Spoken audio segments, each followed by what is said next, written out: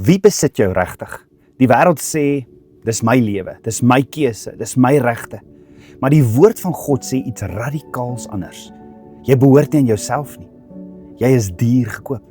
Of jy lewe of sterf, jy behoort aan die een wat jou gekoop het. In 1 Korintiërs 6 vers 19 tot 20, Romeine 14 vers 8 sê, Jesus, sy Hebreëse naam, het my en jou ten duurste gekoop. En dit laat my dink aan 'n storie wat ek met jou wil deel. Eendag was daar 'n seentjie wat vir hom 'n draadkar gemaak het, om in die stofpad naby hulle huis mee te speel. Hy het die draadkar by 'n groot boom langs die stofpad geparkeer en daar geberre. Hy het gereeld daarheen gegaan en daarmee gespeel. Maar eendag, toe hy daar kom, was sy draadkar, wat hy so uniek gebou het, weg. Hy was baie hartseer en het lank daarna gesoek, maar nêrens gevind nie. Iemand moes sekerlik die draadkar gesteel het hy by homself gedink.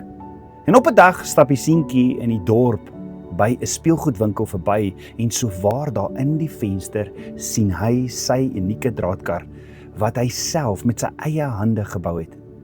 Hy het onmiddellik al sy geld gevat en die draadkar gekoop want hy was net so lief vir sy eie kar.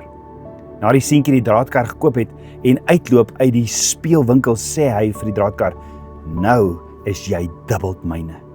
Ek het jou eers gemaak en ek het jou nou ten duurste gekoop. Net so het Vader ons pottebakker, my en jou geskape met sy pottebakkerhande, want Genesis 1 vers 27 sê, en God het die mens geskape na sy beeld, na die beeld van God het hy hom geskape. So Abba Vader het ons nie net geskape nie, maar hy het ons ook ten duurste gekoop, want so lief het hy ons, hy het sy enigstgebore seun gestuur. Petrus sê in 1 Petrus 1 vers 18 tot 19, omdat julle weet dat julle nie deur verganklike dinge, silwer of goud, losgekoop is uit julle lewenswandel, wat deur die Vaders oorgelewer is nie, maar deur die kosbare bloed van Christus, soos van 'n lam sonder gebrek en vlekkeloos. Vader het my en jou nie met goud of silwer gekoop nie, hy het sy seun gestuur. Met die kosbare bloed van sy seun het hy my en jou gekoop. Daarom bevestig Paulus in 1 Korintiërs 6 vers 19 tot 20, dat ons nie langer aan onsself behoort nie, ons behoort aan hom.